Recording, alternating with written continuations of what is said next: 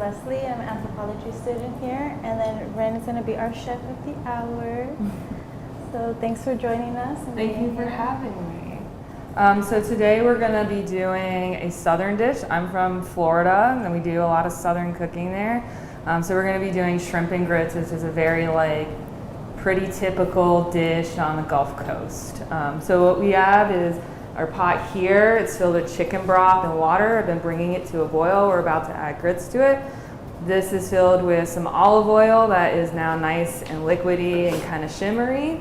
So we're going to add these whole grape tomatoes. This will be the first step. Yeah.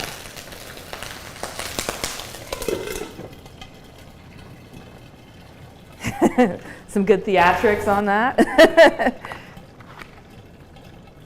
So let's see what we got going on in here. All right, so would you like to put some grits? Yeah. All right, so go ahead and open this. So I just found out earlier today that not everybody knows what grits are. So I thought I might tell you guys a little bit about what grits are. They're basically hominy that's been ground up, and then you can make a porridge out of it. Really common in the South. Really common for kind of dating back to even slave era, that this was a common food because it's so cheap and easy to make. So you'll just put about 3 scoops, that size scoops in there, and let's see where we're at on that.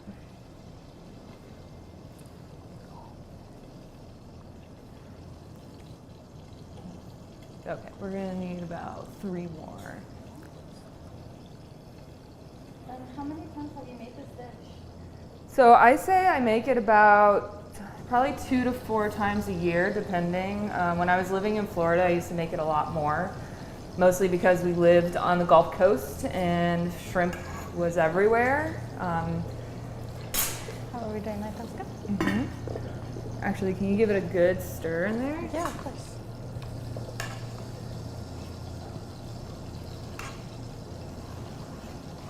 But a big industry in Florida is the shrimping industry, and so there's seafood all the time, and it's really common to have something shrimp-based or oyster-based or shellfish-based on the Gulf Coast. All right, perfect. So we're gonna cut the heat a little bit on this and let it simmer. Grits are these deceptively easy food to make, right? All it is boiling grits, but everybody has a different way to do it. So right now usually I would make cheese grits, right? But for this dish, this isn't really a cheese grits dish. So instead we're using just a savory brothy. We'll add some cream to it and some butter a little bit later. Nice. But really the flavor element on these grits is gonna be the gravy that we're making with the shrimp. Okay. And what ingredients are you using for the gravy? So great question. It's gonna be tomato based. So what we started is we're gonna try to get these grape tomatoes to come to a blister. The next thing we're gonna do is add andouille sausage. Andouille sausage is a Cajun sausage. So it's typical of New Orleans. Lots of different places around the Gulf Coast make a variation of it. It already smells amazing in here. Good, I'm glad. To get some smell time live on here. We're gonna start adding onions. While you're preparing this, we do have a question over at our student corner. Hi everyone, I'm Professor Lucas. I'm not a student, but I am here in the student corner with Emily. And we do have one question. Is shrimp normally used, or can it be something else? So for shrimp, you can do shrimp and grits or fish and grits. So, you can make it with whatever you want. If you wanted to make it with just sausage, you can. But they are different dishes, right? I think shrimp and grits is one of these types of recipes where everybody has their own version of it. You're gonna see people who are making it with cheese grits. You'll see people who are making it with fried shrimp, which is not my preferred method of doing it, but it's one of these kind of like every kitchen has its own twist, its own take on it. But yeah, you can have things with the same style of gravy, right? The same style of gravy. Catfish is really popular on it. Just having sausage is really popular. Some people will put chicken breasts in it. I mean, you might even see something like rabbit and grits in areas that are a little further off the coast. But yeah, this is going to be like kind of a very Creole style like ragu gravy is what we're after right here. And how is this dish like special to you, like traditionally or culturally?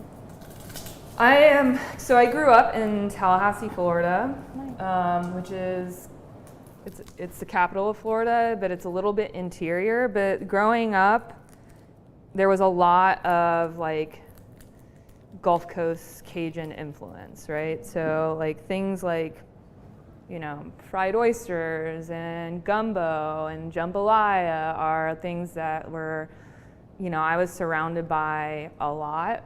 And I think like, while my parents, they're not Southern by birth, I'm like first generation Southern, but they were making really good versions of this and really trying to like embody some of this like cooking styles. I come from some really good chefs in my family, and so when they kind of became people who were cooking, you know, like they came to the South when they were kids, so they grew up in the South, but they weren't, you know, Southern by birth.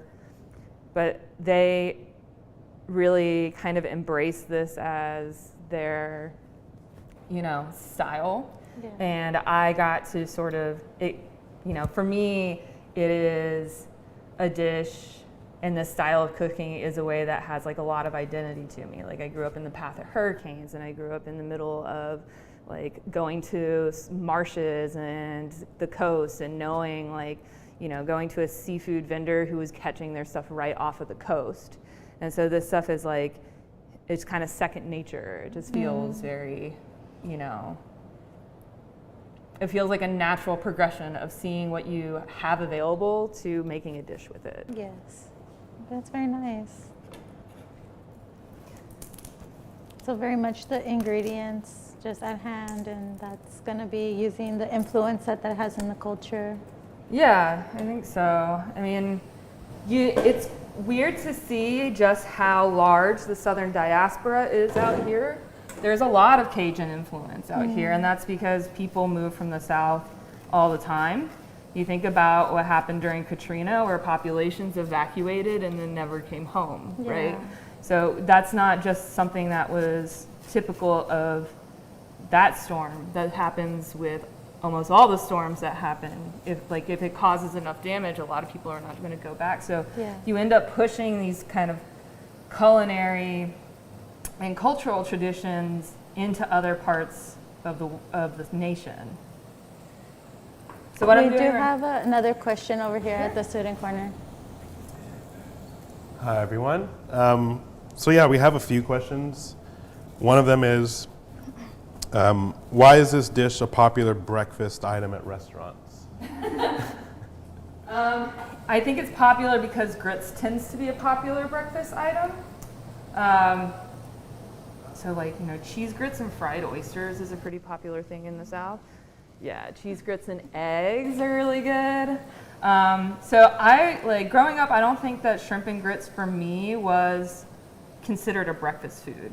But I think as it kind of gets pushed out into areas that aren't as like, you know, grits savvy maybe, like people just put it in where they feel like. I think like grits gets translated into things like oatmeal and cream of wheat, these like sort of popular breakfast items, or like, you know, in a lot of northern states, people just eat grits with straight butter in it. And so I think the reason it kind of becomes this like brunchy dish is because like people just think of grits as being breakfast. But in a southern context, if you go to a restaurant in the South, you'll see this offered for dinner. This is a dinner piece, you know, it's like what you would, like a jambalaya. This is the same, you would eat it in the same context. Okay. Somebody else asked, is this your favorite Southern dish to make? I really like making gumbo, actually. I'm really good at this, so it's nice to make this, but I think my favorite Southern dish to make is gumbo. I make pretty good collard greens too, and I love mac and cheese, even though it's not actually that fun to make. I like to eat it, so I like to make it. But gumbo takes a little bit more time, and the ingredients are a little bit harder to access, right? So, you know, there's very specific things that go into gumbo, like okra, which isn't as common out in LA. Gumbo file, or filet, which is basically bay leaves and sassafras that's been dehydrated and turned into a powder. That's pretty difficult. I just recently found a place out in LA that sells it, so it was, you know, I have it now, but it was harder to source those ingredients. So we went with something that, like, you know, one would cook pretty quickly, and we could find everything that we needed in a reasonable amount of time. So since I was talking about the spices, we'll go ahead and go over some of that. So this is what I'm going to be adding to the gravy. It's a combination of cumin, garlic powder, chili powder, there's some cayenne pepper there, paprika, and then these are the bay laurel leaves. So bay laurel grows in the South, and it's in a lot of different dishes. So we're going to go ahead and add that.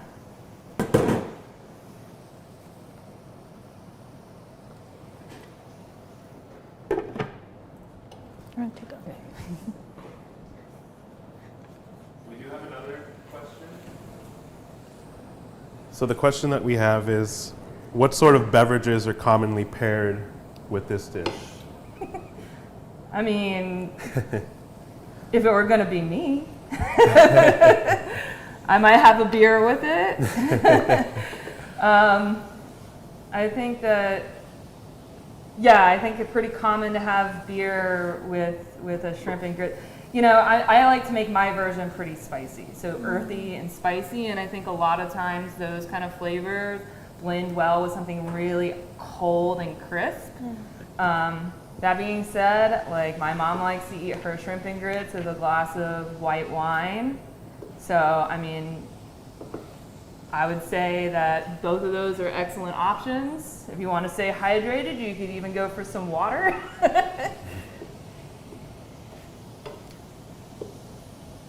So you can see in the pan now, we're starting to get the tomatoes are starting to get kind of soft. Like, here's a good soft one right here.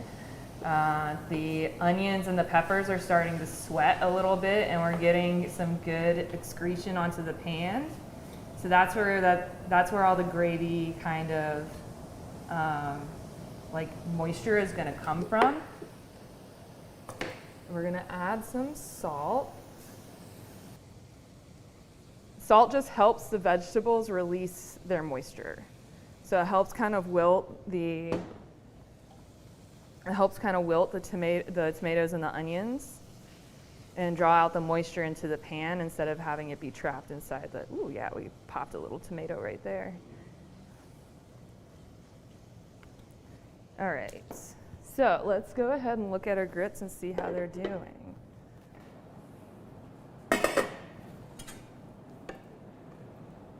Yeah, that's looking good. Okay, you want to stir this until it kind of like becomes softer, right?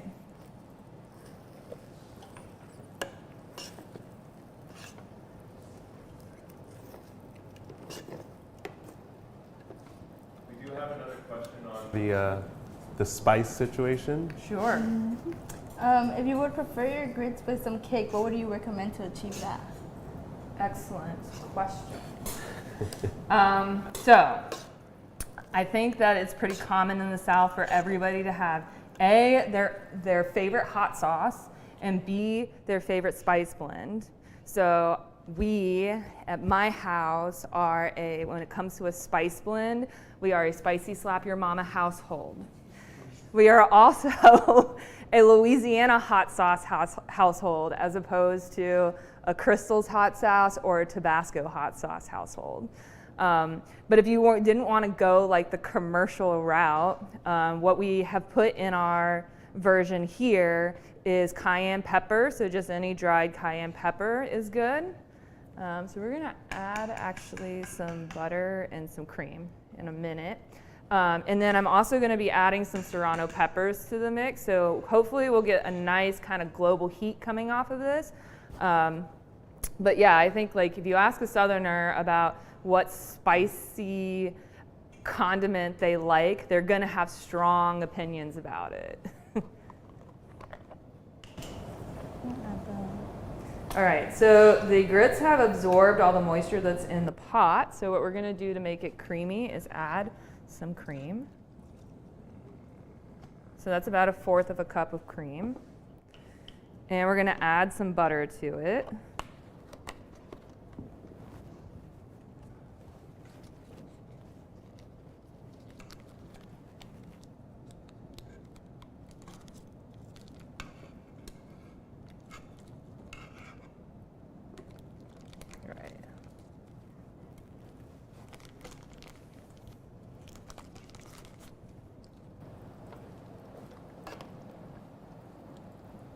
Did you get tired of stirring that? Or are you good? Okay, yeah. Okay, I'm good, perfect. Thank you.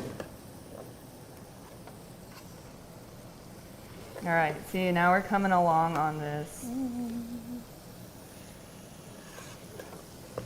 Ooh, runaway tomatoes. All right, I'm gonna add some fresh oregano to the mix.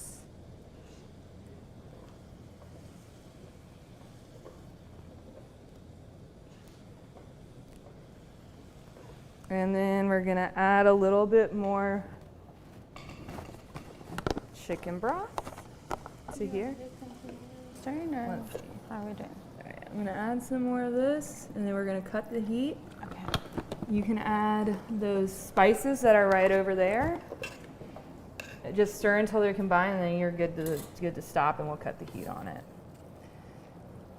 Okay, so you might be wondering, this shrimp and grits doesn't look like it has a whole lot of shrimp in it. That's because shrimp cooks really fast, and it's really it's a very sensitive meat. So we actually don't throw the shrimp in until kind of the last minute. Like you want the texture of the shrimp to be like eating a really firm grape, right? So it's fleshy, it's got a pop to it, it's not slimy, it's just that good kind of crisp breaking bite where you can feel like all the moisture and juices come out of it. But you can really easily overcook shrimp.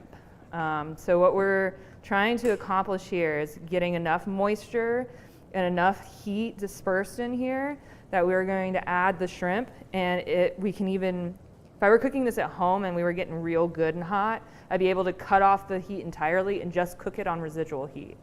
Because we're using these electric burners, I don't think it's gonna quite get to the point where we can just cut, but we are gonna it's only gonna take like 3 or 4 minutes to cook all the shrimp. So we do have another question over at the student corner. Thank you. So first we have a couple of comments. Dr. Philip Vieira from DH's own psychology department seems very excited that you're using the Slap Your Mama spice blend and serrano peppers. And serrano peppers. So those are very good choices. Another question that we have is, did you learn how to make this at a young age, or was it something you learned when you got older? So I come from a family that is very territorial in the kitchen. My parents are the kind of, my mom and my uncle, who are like the big chefs in the family, were really like, get out of my way, I need my whole kitchen. So it took kind of a while for me to get to a point and showing a lot of interest to a point where they would let me come in and kind of learn how to do a lot of things. And so, yeah, I would say, I mean, I think a young age, probably like, preteens to teenage years is when I started kind of learning and figuring out how to do any real cooking. But luckily, you know, like I do come from a family that loves to cook and they are good at it. And so once I was able to sort of break in, I got a good education on it. Was that it for the questions, or do we have a couple more? We do have one more question. Is it better to use de-shelled shrimp or shrimp with legs and the shell on? So today we're using deveined and de-shelled shrimp. If I were making this at home, I would just let the tails be on, but I would undo the shell part. And I was trying to figure this out the other day, like why do I do that? And I think it's because the way that the shrimp is shaped, at the end it's thinner, and the shell just gives it a little extra protection so that it's cooked more evenly, so you get that good texture all the way through instead of it being like firmer and rubberier towards the end. But for our purposes, I mean, I think it's going to come out perfect with the tail off. So we just went ahead for ease of serving, doing that. Yeah. So I'm going to go ahead and chop up a serrano pepper now.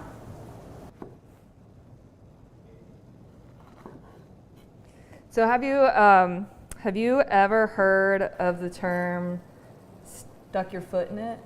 No.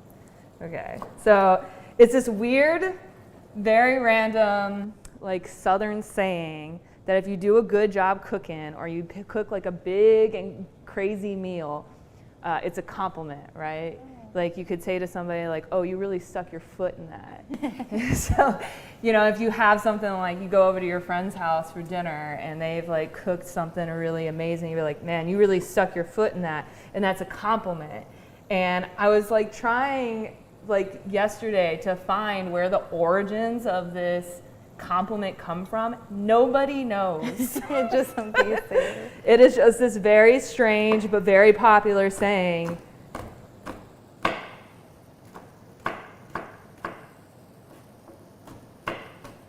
I know for our culture, for a Mexican, you say, ya te puedes casar. It means that you can get married now.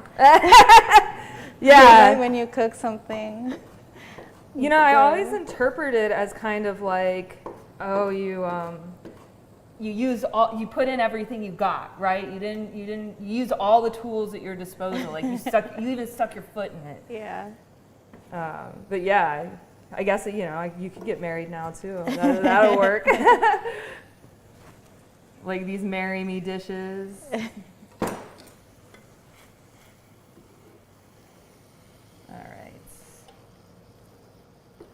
All right, this is looking pretty beautiful, I think. It looks so good. All right, so we got about 7 minutes left. This is gonna be the perfect amount of time to cook some shrimp. So like I said, it's deveined, it's unshelled, and we're just gonna dump it on in here.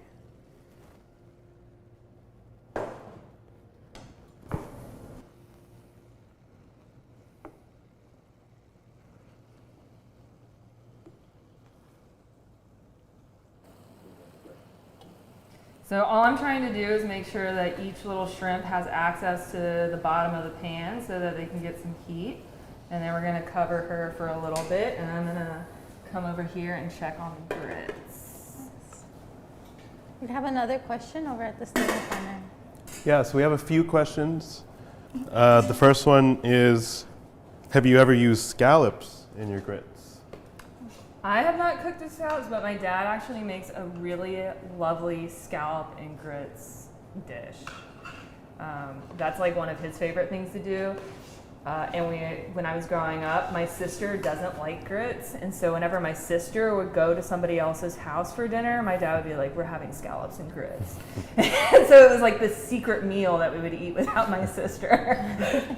But yeah, you can, he does it a little differently. Scallops and grits is a pretty common thing to have, but it's not usually done with the like gravy style that we're doing here. It's like pan-seared grits, and my dad would use like, you know, cream, you make these like lovely cheese grits that it sat on top of like super decadent dish. And you'll see scallop and grits as an option. This is like a really perfect, I think, texture for grits, by the way. I don't, it looks like slush, but this is actually really nice. This is gonna be really good. We do have one more question. Somebody said, could you use a different type of sausage? Yeah, I mean, these dishes are about you, right? So andouille sausage is indicative of the Gulf, of the South, of New Orleans specifically, Cajun and Creole food specifically, but you know, I have used local sausages to Tallahassee before. We have a sausage maker called Bradley's, and they do a really smoky sausage. Mobile, Alabama does their own version of like a Creole sausage. You can use whatever sausage makes sense to you, but usually it is like a pork, highly smoked, and it's not an Italian sausage. Like that's the important part. But you could use a chorizo is I feel like a chorizo has a lot in common with an andouille, like especially the firmer chorizos have a lot in common with an andouille sausage. They're kind of aged, they're smoked, they are made of pork. So yeah, I mean, these dishes everybody has their own version of this. Everybody is making, you know, putting their own spin on it at all times. Like I don't think in a lot of the New Orleans kitchens, you're gonna see cumin go into a dish like this, but for Florida, like we have a ton of Cubans in Florida, we have a huge Latin influence in Florida, and so cumin gets wrapped up into it because it's just these are like these stews, they're just like whatever people have at hand, they're gonna put in there. All right, so the last thing we're gonna do, you can tell now that our shrimp are starting to get pink. We're gonna add some cooking sherry. You can use regular white wine too. I just didn't want to bring, you know, alcohol to the to the university.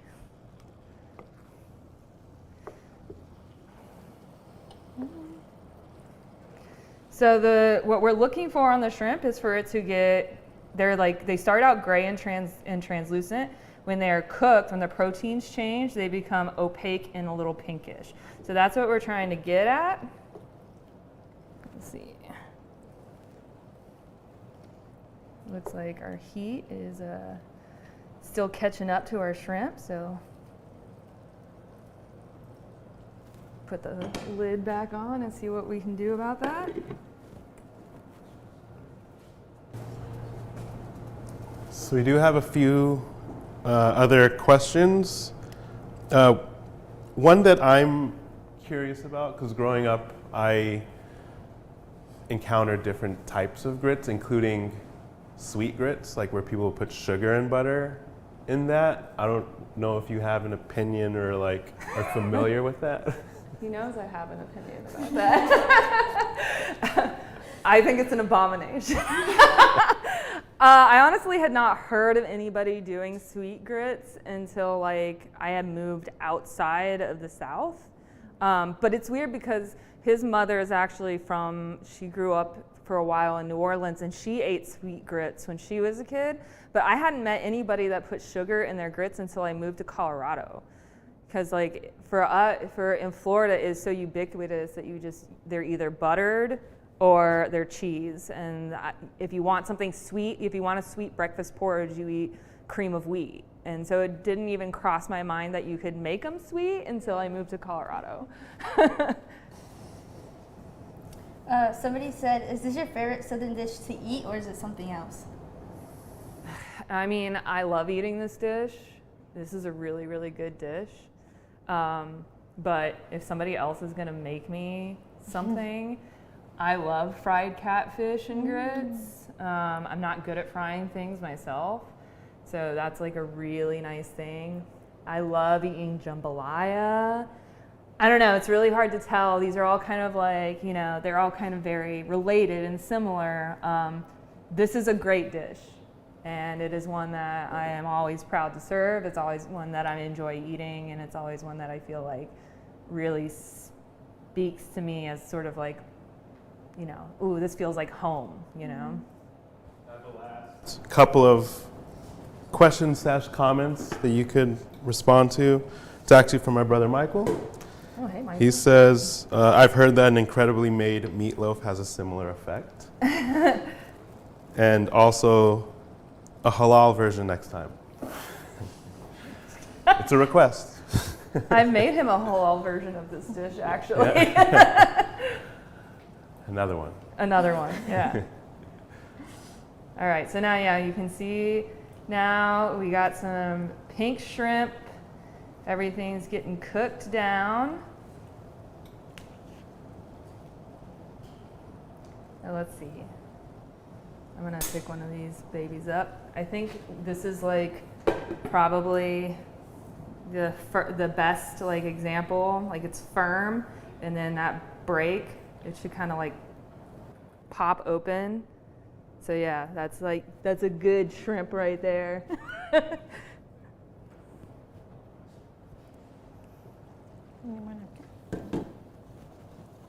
Oh yeah, thank you.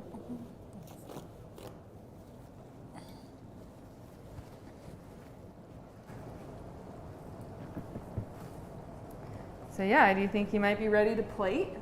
Yeah. Should we throw this in a bowl? Yeah. Do you want me to grab these? Yeah, those look good.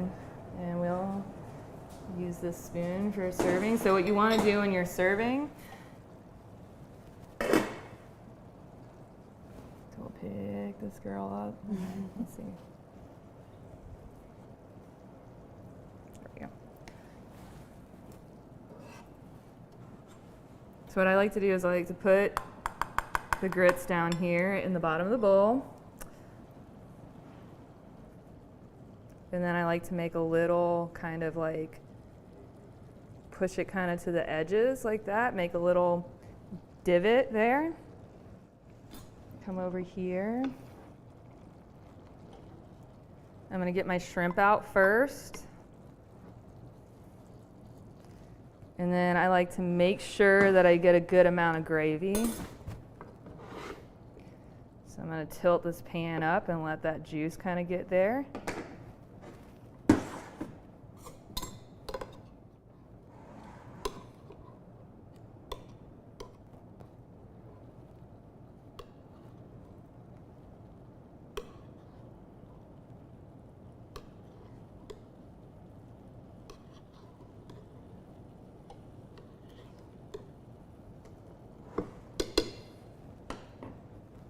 We'll get some nice fresh parsley for garnish, but also this like gives a little nice crisp bite to it. And then there we go. This is our shrimp and grits. Looks delicious. Yeah. Wow. We do have a couple of audience questions. The first is, someone would like you, Hailey actually, would like you to show a spoonful to the camera so that she can take a bite. Okay. All right, here we go. Which camera am I feeding? It's hot. It's hot. Is it okay? All right. I hope that was a good bite, Hailey. And Philip Vieira asks, what utensil is best to consume this with? Spoon, fork, or fingers? So if the tails are on the shrimp, fingers are good. You're going to probably want to use a combination spoon and fingers.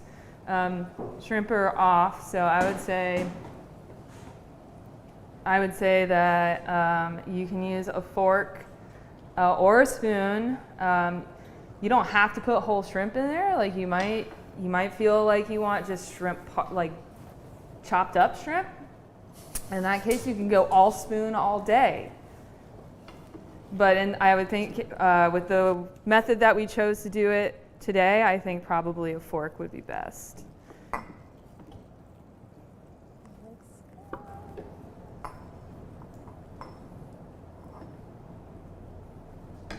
Get that little nest of grits there.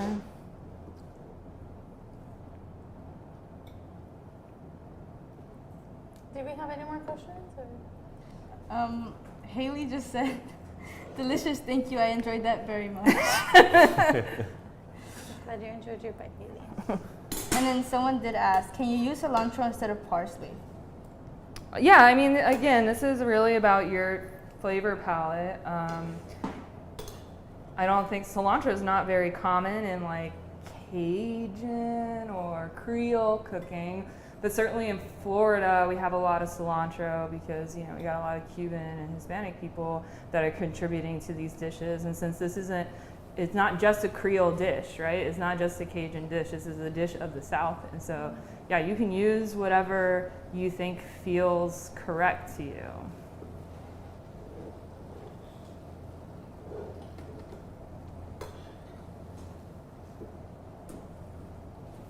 All right. Well, this looks amazing. I call this bowl already.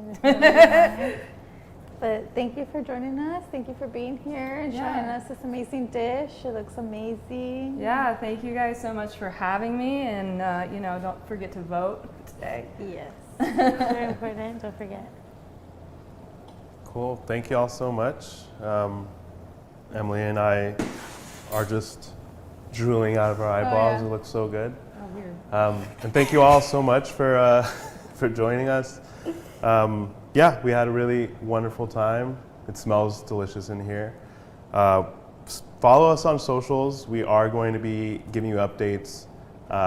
We have one more cooking episode. It's the first week of December on Tuesday, December the 3rd. Yeah. So stay tuned, follow us on socials. Thank you so much for joining us. And feel free to watch our episodes and rewatch them until then. Yeah. All right. Thank you all.